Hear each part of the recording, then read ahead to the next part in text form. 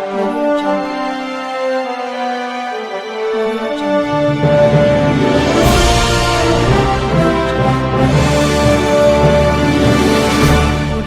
Evangelho de João,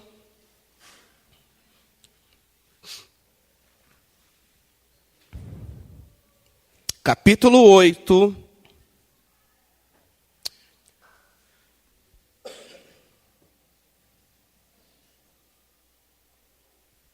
versículo 32. Quem achou, diga amém. Amém. É bom ouvir a igreja toda falar amém, né? Não sei se os irmãos estão quietinhos, alguns estão com frio, outros estão tímidos, mas chuta a timidez, fica sem vergonha, irmão. João capítulo 8, versículo 32. A Bíblia diz assim: E conhecereis a verdade, e a verdade vos... Vamos todos ler esse texto juntos? 1, 2, 3. E conhecereis a verdade, e a verdade vos libertará. Um texto muito conhecido. Um texto muito importante. Oremos. Altíssimo Deus, no nome de Jesus. Eu sei que tudo podes, e nenhum dos teus pensamentos podem ser impedidos. Pai eterno, existe uma razão, existe um propósito de estarmos aqui nesta noite. Existe, ó Deus, um alvo, e certamente este alvo é o coração da sua igreja. Espírito Santo, em nome de Jesus, toque em nossas vidas, Pai. Toque em nossos corações. Fala conosco, Pai. Usa a minha vida, Senhor, por amor dos teus filhos. Fala com cada um, Senhor. Pessoas entraram aqui, Senhor, com uma necessidade, com um desejo. Pessoas estarão, Senhor, ouvindo esta pregação, Pai, com um sentimento, com anseios. Eu peço que o Senhor venha falar conosco. Fale com cada vida. Cada um que ouvir estas palavras, Senhor, seja tocado pela unção do Teu Espírito, Pai. Esta é a minha oração. Este é o meu pedido. Em nome de Jesus. Amém.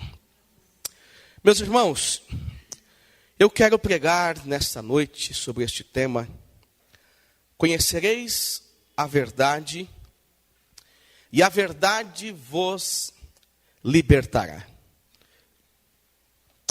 O apóstolo João, neste evangelho, ele conseguiu registrar de uma forma enigmática um mundo paralelo ou metafísico. E neste evangelho, ele uniu o pensamento com a poderosa ação criadora da palavra, do Logos. E sua mensagem, suas palavras, foram palavras transformadoras, porque João registra a vida e as palavras de Jesus. É no capítulo 3 do Evangelho de João que nós temos um dos momentos importantes na vida de um homem chamado Nicodemos, que ele resolve interagir numa conversa com Jesus e perguntar sobre salvação. E nesta conversa, Jesus, pela primeira vez, vai falar sobre o novo nascimento. Neste episódio, em que Nicodemos, um homem importante da religião da época, ele recebe de Jesus a seguinte interpretação: para ser salvo, é necessário nascer de novo. E nesta conversa entre Jesus e Nicodemos, Jesus explica que não era o homem voltar ao ventre de sua mãe, nascer novamente, mas nascer da água, nascer do Espírito. É como se o homem tivesse agora a oportunidade de se reprogramar. Esta é a ideia. É no Evangelho de João que nós vemos a narrativa do momento em que Jesus está vendo os seus discípulos sendo surrados por uma tempestade dentro de um barco, e de repente ele anda sobre o mar e aparece aos seus discípulos dizendo: não temas, sou eu o mestre. É no Evangelho de João que estão registradas as palavras em que o próprio Cristo afirma que Moisés não pode dar pão dos céus, mas Deus, através de Jesus, de si próprio, ele alimentaria os homens com um verdadeiro pão dos céus. E ele diz: eu sou o pão da vida.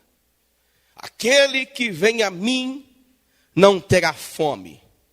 E quem crer em mim nunca terá sede.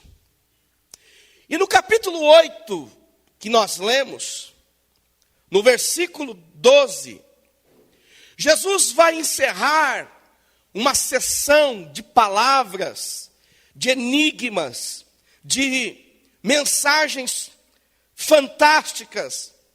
E ele vai dizer inicialmente no verso 12 o seguinte para os seus ouvintes. Ele estava em um templo, ele estava em um local público, e ele vai dizer: eu sou a luz do mundo. Quem me segue não andará em trevas, mas terá a luz da vida. Era uma ironia ele falar isso dentro do templo, onde os sacerdotes fariseus acreditavam ainda na lei, e ele dizer: eu sou a luz para este mundo. Mas era uma verdade espiritual. E do versículo 12 ao versículo 59 deste capítulo 8, tudo que Jesus disser, os religiosos vão contestar. Tudo que Jesus falar, ele será questionado, confrontado pelos oficiais religiosos daquela época. E é aqui neste trecho das Escrituras que Jesus vai dizer a estes homens: olha, se vocês fossem realmente filhos de Abraão, vocês se pareceriam com Abraão. E é neste trecho que Jesus vai dizer: o filho é parte da essência do Pai. Então, quem quer ver Deus em mim consegue enxergar a Deus. E Jesus, nesse texto, vai colocar isto como regra para filiação espiritual. Se somos filhos de alguém, devemos nos parecer com este alguém.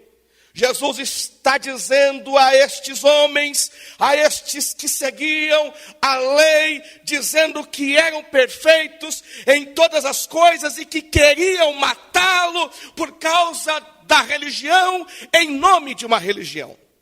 Ele diz para estes: se vocês conhecessem a Deus, se vocês fossem filhos de Abraão, vocês agiriam como Abraão, com misericórdia, porque o filho se parece com o pai, ele tem a essência do pai.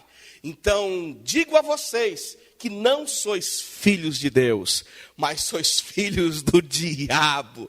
E aí, ele bate nesses homens, ele bate nessas pessoas, e ele vai, no versículo de número 32, dizer estas palavras, que são as palavras mais brilhantes que ele poderia dizer neste capítulo.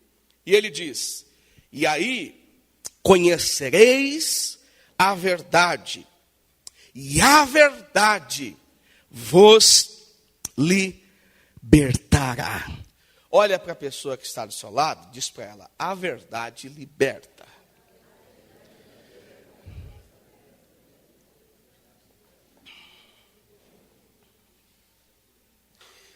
Nesse texto que nós lemos, a palavra verdade em grego significa aletheia, que quer dizer aquilo que não está em oculto e pode ser conhecido.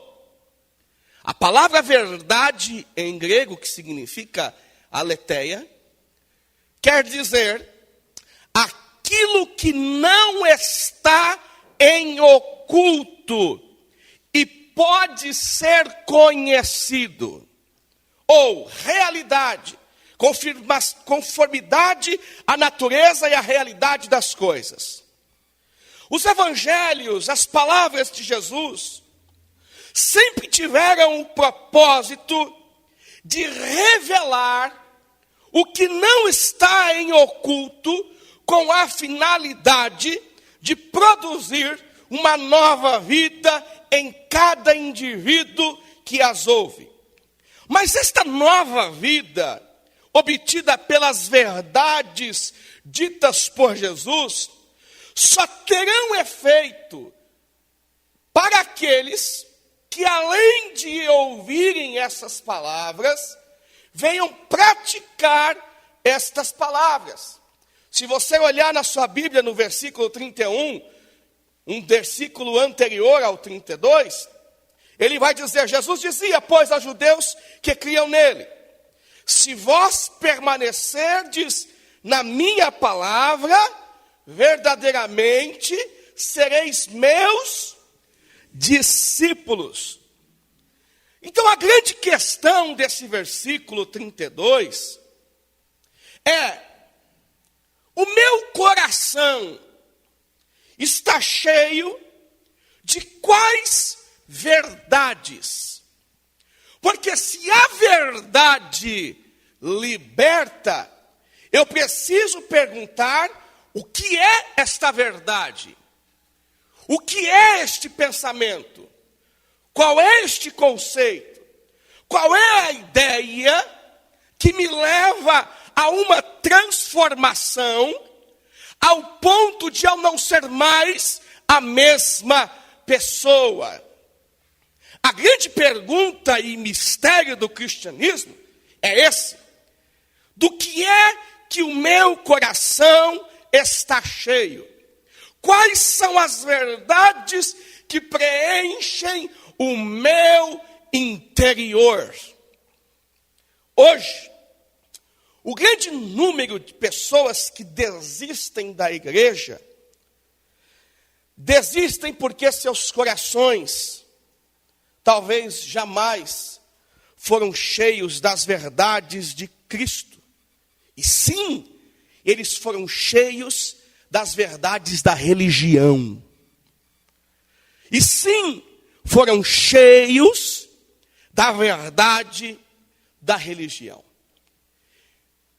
E com base no nosso meio religioso, com base no que nós vivemos hoje, o que é que mais tem se propagado e enchido o coração das pessoas? As pessoas estão sedentas por uma palavra. Eu acho que todo crente, e aqui vai um conselho meu, todo crente deveria ler um livro de um pastor que eu admiro demais. Pastor Hernandes Dias Lopes. O livro é A Morte na Panela. Quem já leu esse livro aqui? 3 pessoas leram esse livro. A Morte na Panela. É um livro muito importante. É um livro que registra a fome e a sede das pessoas. E de que forma elas estão saciando essa sede. E de que forma os sacerdotes estão se utilizando da necessidade, da fragilidade destas pessoas que precisam de algo. Gente, a verdade da religião que enche hoje os corações é a seguinte verdade. Olha só, você vai desfrutar de um tipo de vida que o coloca distante de toda e qualquer tormenta ou dificuldade. Ou seja, vou me tornar um evangélico para receber uma vacina de imunidade aos problemas. Será que já inventaram isso, Renê? Será que já inventaram isso? Meu Deus do céu, me dá umas 50 ampolas aí, por favor, que eu quero injetar em todas as áreas da minha vida. A verdade da religião nos dias de hoje é a seguinte verdade: você vai viver constantes vitórias. Você vai viver permanentemente na prosperidade, na bênção. Você vai viver sempre sendo exaltado, porque você não é cauda e sim cabeça. E eu sei o que é isso, ser cabeça.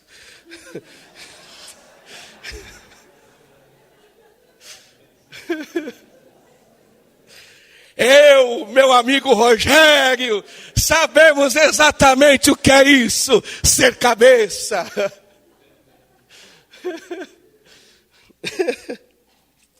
Gente, nós crentes, nós cristãos, ingerimos esse tipo de mensagem, esse tipo de verdade, e achamos que estes conceitos, estes princípios, essa tônica vai nos libertar, quando, ao contrário, ela provoca, na verdade, fragilidade espiritual, fragilidade emocional, fragilidade familiar, fragilidade psicológica, ao ponto de nós sempre vivermos na imaturidade cristã. Veja só, às vezes o que nós cantamos, a gente está ingerindo, estamos comendo. Olha só a estrofe de uma música que eu separei. Eu não vou falar o título dela, nem que é o cantor. Até porque eu posso ser preso. Olha só a estrofe dessa música. Olha o objetivo dessa música. Olha só, é uma parte. Quem te viu passar na prova e não te ajudou, quando ver você na bênção, vão se arrepender. Olha a intenção da letra. Ô cabra vingativo, vai estar entre a plateia. Quem é que vai estar entre a plateia? Não é você não. É quem não quis te ajudar. É quem não quis estender a mão. Vai estar entre... Oxe, aumentou aqui sozinho. Vai estar entre a plateia. E você, no palco, vai olhar e ver Jesus brilhando em você. Quem sabe no teu pensamento, você vai dizer: meu Deus, Como valeu a pena a gente ser fiel. Na verdade, a minha prova tinha gosto amargo, mas hoje minha vitória tem sabor de... Oh, não era para dizer isso. Puxa. Damares, perdão.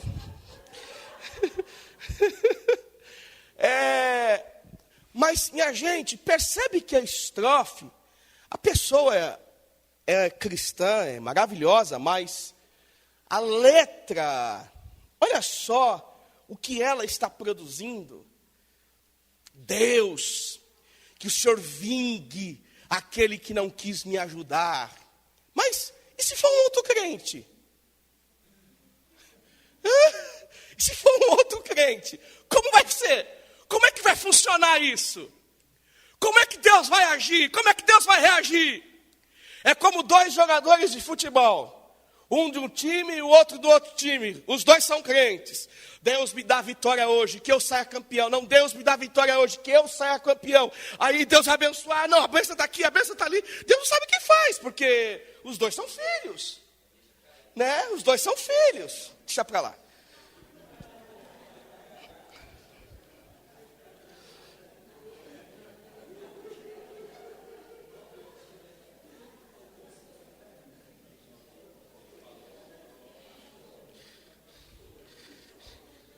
Quem tocar nesse assunto está excluído.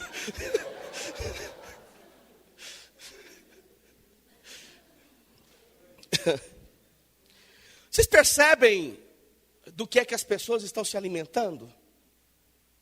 Vocês percebem do que as pessoas estão se alimentando? O que é que está enchendo o coração da população cristã? Ah, pastor, nós somos o país em que o evangelho mais cresce. Só que, meu irmão, você está enganado. A religião que mais cresce não é o cristianismo hoje, não. É o islamismo. Ah, não, pastor. Mas eles pregam que o homem deve explodir com bombas amarradas no peito. Não, você está enganado. Vai aprender. Não tem nada disso, não. Não tem nada disso não, meu irmão. Eles estão crescendo porque a pregação deles é que você é islã, você pratica o islamismo até debaixo d'água. Deu tal horário, você está orando lá para Meca, você está clamando ao Deus que eles acreditam, da forma que eles acreditam. Você está lá, é dia e noite, não abre mão. E a gente, qualquer coisinha... Eu aposto, e espero que você esteja me vendo pela internet. Teve crente que não veio porque começou a garoar. Ai, meu Deus, eu acabei de fazer a chapinha. Ai, Senhor. Eu aposto. Minha irmã, faz uma permanente que você entra até debaixo d'água aí. É uma escova, como que é o nome daquele troço? Uma progressiva, regressiva, assiva, qualquer coisa.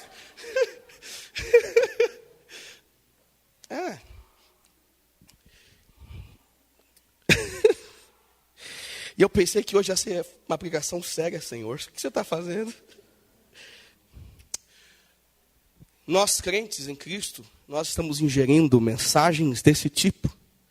E as tornamos como verdade que liberta. Vejamos que, ao ingerir essas verdades humanas, elas até podem fazer você viver em um ambiente de bênção. Porém, você vai estar desfrutando de uma pseudo-bênção. Só que não tem nada de bênção. É só coisas humanas. Está somente no campo humano. E, gente, para entendermos essa questão que estou dizendo aqui nessa noite, nós vamos notar em alguns textos bíblicos a diferença do comportamento daqueles que estavam cheios de Deus, e essas verdades provocaram em sua alma, em seus corações, desejo de mudança, e aqueles que não queriam nada com nada. Lá no livro do Êxodo, capítulo 14, nós vamos ver que Deus tira uma população, pessoas do Egito. Estavam 430 anos lá no Egito, sofrendo nos últimos 70 anos, de forma cruel, de forma humilhante, o peso da mão de Faraó, o peso daquela política que queria humilhá-los e diminuí-los por causa do seu crescimento. O povo hebreu é liberto do Egito, é liberto do Egito. E neste trajeto, neste momento, que Deus tira Israel, tira os hebreus do Egito, Deus dá grandes vitórias e se apresenta a eles mostrando: olha, em todo momento eu estou com vocês, em toda e qualquer situação eu estou com vocês.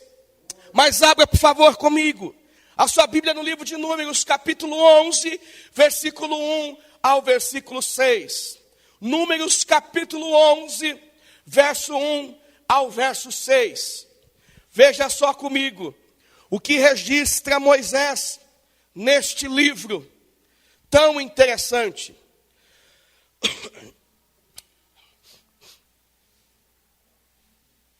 Números capítulo 11, verso 1 ao verso 6.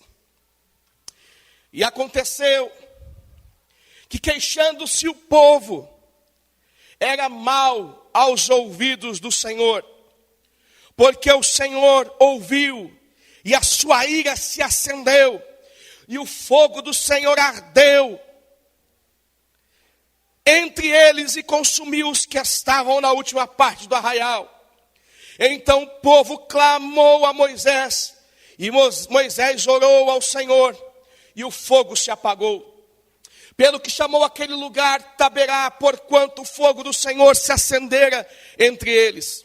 E o vulgo que estava no meio deles veio a ter grande desejo, pelo que os filhos de Israel tornaram a chorar e disseram: quem nos dará comer, quem nos dará carne a comer? Lembramo-nos dos peixes que no Egito comíamos de graça, dos pepinos, dos melões, dos porros de alho, das cebolas e dos alhos. Mas agora a nossa alma se seca, coisa nenhuma há, senão este maná diante dos nossos olhos. Gente, veja bem, esse povo, estas pessoas, parte destes homens, tiveram o seu coração cheio de verdades que os afastou de Deus, da vontade do Senhor, do louvor do Senhor, da adoração ao Senhor. Não houve libertação. Diferente disso, olha só o que acontece. Capítulo 13 de Números, versículo 2 e versículo 3. A Bíblia diz assim: envia homens que espiem a terra de Canaã, que eu hei de dar aos filhos de Israel. De cada tribo de seus pais enviareis um homem, sendo cada qual maioral entre eles. E enviou Moisés do deserto de Parã, segundo o dito do Senhor. Todos aqueles homens eram cabeças dos filhos de Israel. Nós vamos ver nesse episódio um grupo de pessoas que possuía a responsabilidade de espiar, sondar a terra de Canaã, a terra prometida.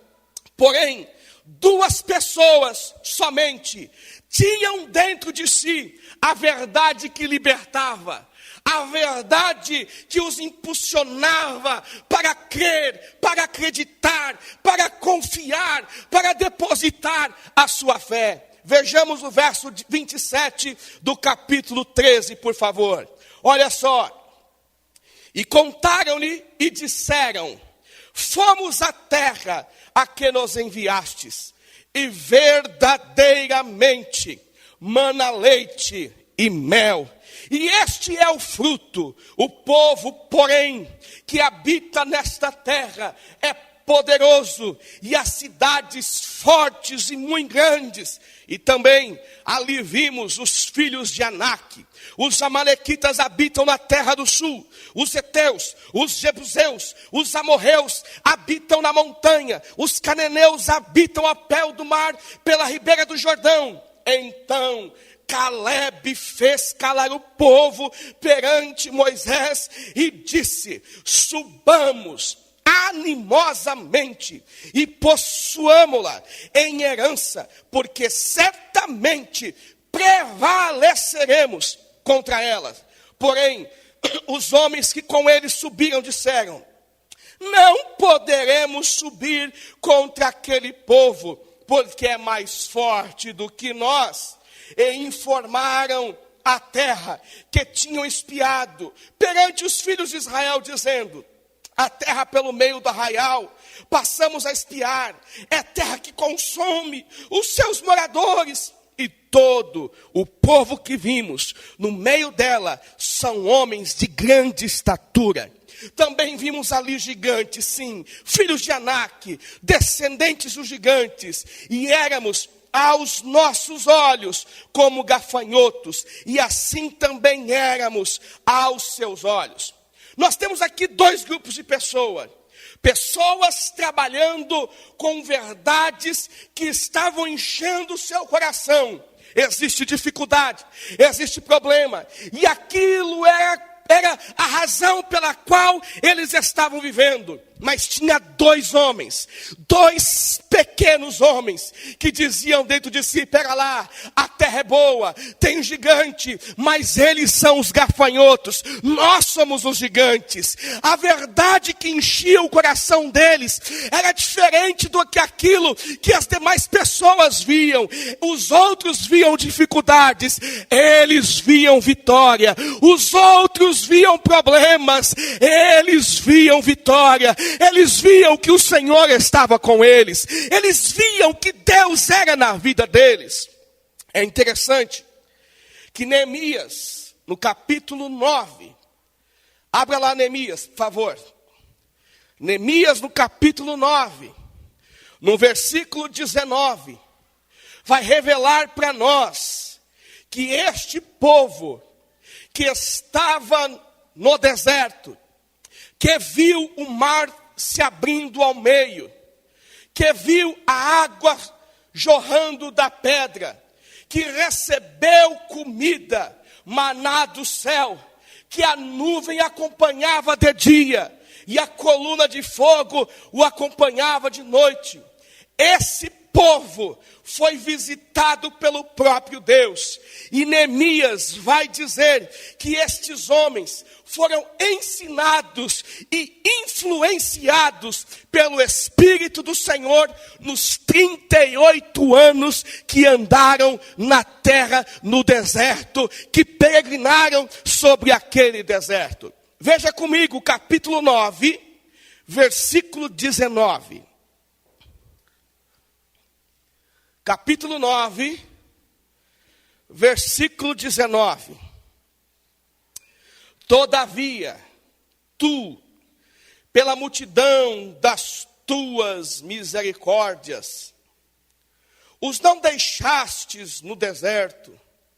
A coluna de nuvem nunca deles se apartou de dia, para os guiar pelo caminho, nem a coluna de fogo de noite, para os alumiar e mostrar o caminho por onde haviam de ir. E deste o teu bom espírito para os ensinar.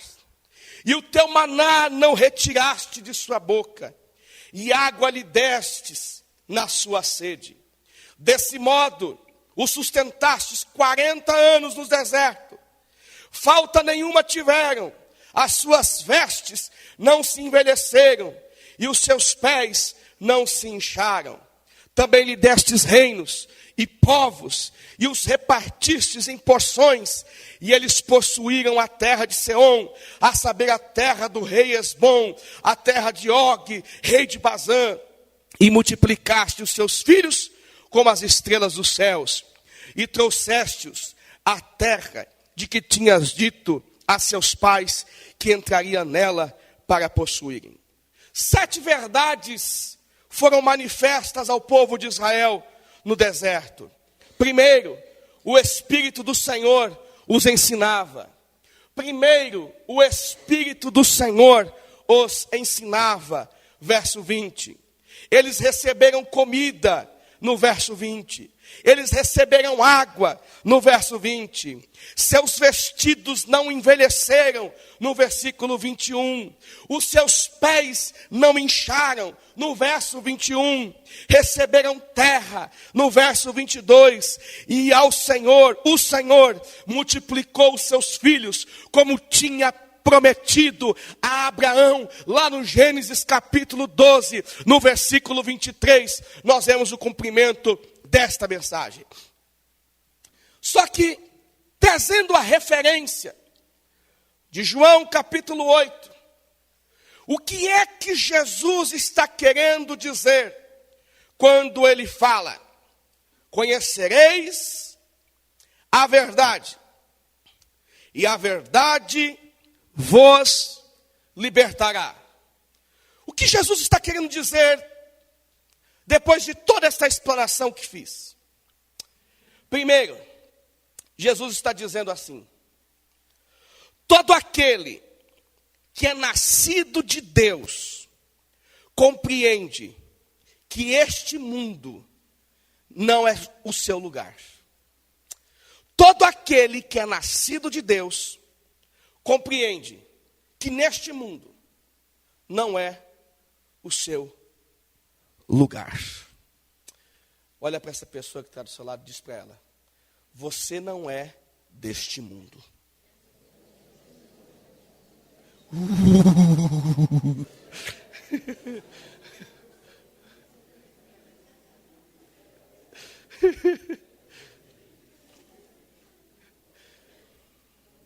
Só poderia ser isso, Rose. Você não é deste mundo. Você não é deste mundo. O seu lugar não é neste mundo. Jesus disse no Evangelho de João, no capítulo 8, no verso 23, vós sois de baixo, eu sou de cima. Vós ainda sois desse mundo, eu não sou deste mundo. No capítulo 18 do Evangelho de João, no verso 36, Jesus respondeu e disse: o meu reino não é deste mundo. Se o meu reino fosse deste mundo, lutariam os meus servos para que eu não fosse entregue aos judeus. Mas agora, o meu reino não é daqui.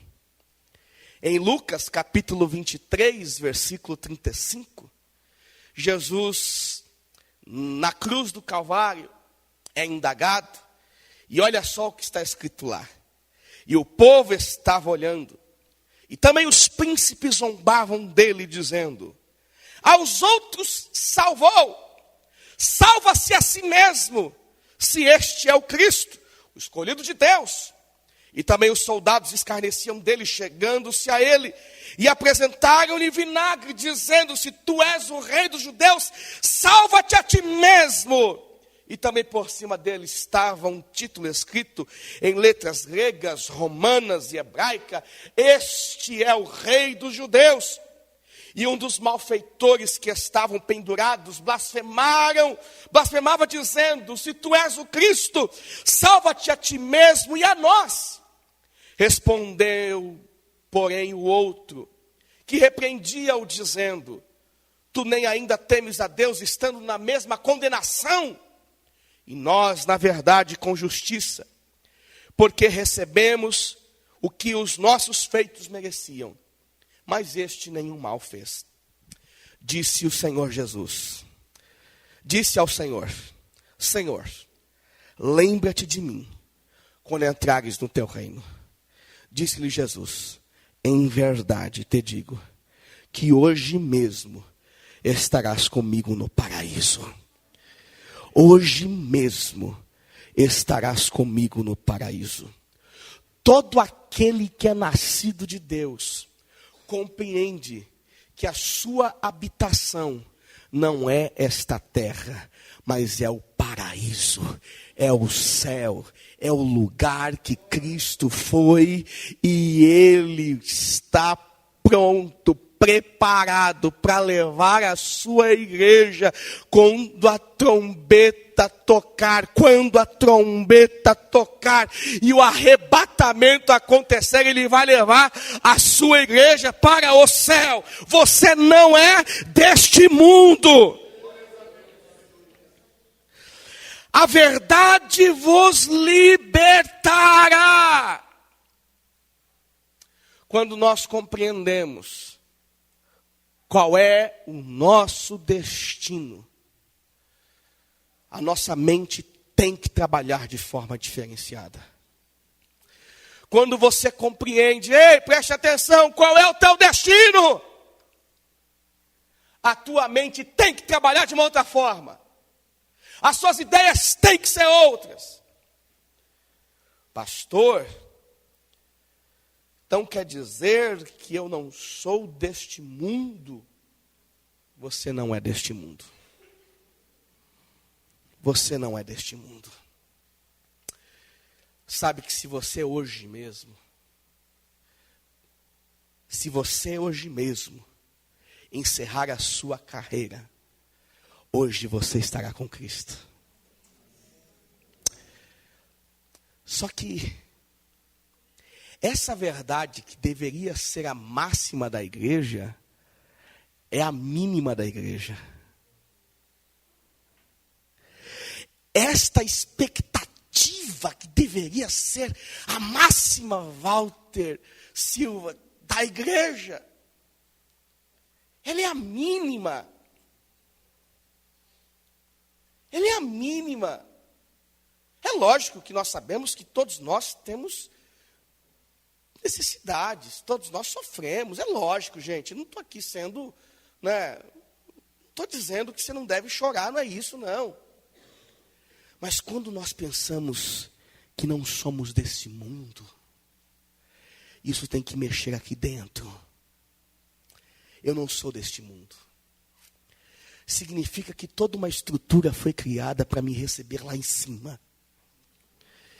E tudo isso é possível por causa do sacrifício daquele que não tinha pecado nenhum, que não tinha erro algum, mas ele se sacrificou. Meu irmão, eu penso quando Jó disse, olha, eu sei que o meu Redentor vive, que por fim se levantará. Jó está dizendo o seguinte, olha, eu sei que alguém, um substituto, é real, é verdadeiro, ele existe, ele vai se levantar, ele está preparando um novo lugar, e ainda em vida, mesmo que minha pele seja consumida, e em minha carne ainda assim verei a Deus, e não verei pelos olhos de outro, os meus próprios olhos o verão. Neste mesmo capítulo, a Bíblia diz que Abraão, em uma revelação, ele viu o grande dia do Senhor e exultou. Ele viu Cristo ressurreto, vivo, que morreu para preparar um lugar para aqueles que não são desta terra. Aleluia. Quando Jesus fala, conhecereis a verdade, e a verdade vos libertará, é que nós atingimos a compreensão agora pelo seu sacrifício, que toda a promessa de Deus tem uma finalidade espiritual. Toda a ação de Deus tem uma finalidade de me levar para próximo de sua presença. Compreendendo isto, eu entendo que eu não vou viver neste mundo para sempre. O meu lugar não é aqui, o meu lugar é no céu. Eu quero estar lá com Cristo ressurreto. Eu quero estar lá com os fiéis que perderam a sua vida pela causa do Evangelho. Eu quero estar lá com aqueles que morreram dizendo: eu não nego Cristo. Eu quero estar lá com aqueles que entenderam que valia a pena perder tudo por amor do seu reino. Eu quero estar lá, Ilquias. Eu quero estar lá. Eu quero estar lá. Eu quero estar lá. Eu preciso estar lá. Segunda, a verdade. Conhecereis a verdade, e a verdade vos libertará. Jesus está querendo dizer que todo aquele que é nascido de Deus é liberto do espírito deste mundo e guiado pelo Espírito de Deus. Todo aquele que é nascido de Deus é liberto do espírito deste mundo e guiado pelo Espírito de Deus. O espírito deste mundo te diz para você abrir mão da fé. O espírito deste mundo te diz para você desistir da vida ou curti-la sem limites. O espírito deste mundo te faz sorrir por coisas vazias ou chorar por coisas irrelevantes. O espírito deste mundo te faz olhar somente para aquilo que é passageiro. O espírito deste mundo maquia o pecado e o torna bom e gostoso. Mas aquele que é liberto e nasceu de novo é guiado pelo Espírito de Deus. E o Espírito de Deus o leva a não abrir mão da fé, a não desistir da vida, a sorrir cheio da presença do Cristo. O Espírito de Deus te faz olhar para o que é eterno. O Espírito de Deus te faz andar em santidade e na verdade. Terceiro e último. Conhecereis a verdade, e a verdade vos libertará. Pastor, mas você está falando sobre nascimento, sobre nova vida. O contexto todo, do versículo 12 ao versículo 59, é isso que eu estou dizendo aqui. Todo aquele que é nascido de Deus e que é liberto pela verdade da cruz do Calvário, entende que tudo que acontece em sua vida é para a glória de Deus.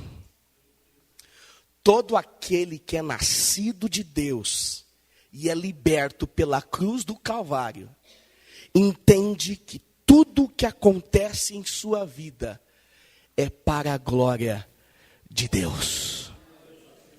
Tudo. Tudo é para a glória de Deus. 1 Tessalonicenses capítulo 5, versículo 18, o apóstolo escreve assim: em tudo dai graças, porque esta é a vontade de Deus em Cristo Jesus para convosco. Conhecereis a verdade, e a verdade vos libertará. Do que é que teu coração está cheio? Do que é que o teu coração está cheio? Do que é que você está cheio? Do que é que você está cheio? Se você está cheio das verdades de Cristo, você vai perceber que o seu lugar não é aqui nesta terra. Você vai perceber que você está sendo guiado pelo Espírito de Deus, não pelo espírito desse mundo. E você vai entender que tudo que acontece na sua vida é para a glória de Deus. Tudo. tudo, o que acontece na sua vida é para a glória de Deus. E aí conhecereis a verdade, e a verdade vos libertará. Porque entendendo que tudo que acontece na nossa vida é para a glória de Deus, você não vai chorar ou lamentar quando às vezes as coisas não acontecerem. Aí você não vai chorar e nem vai lamentar quando vier um momento de tristeza.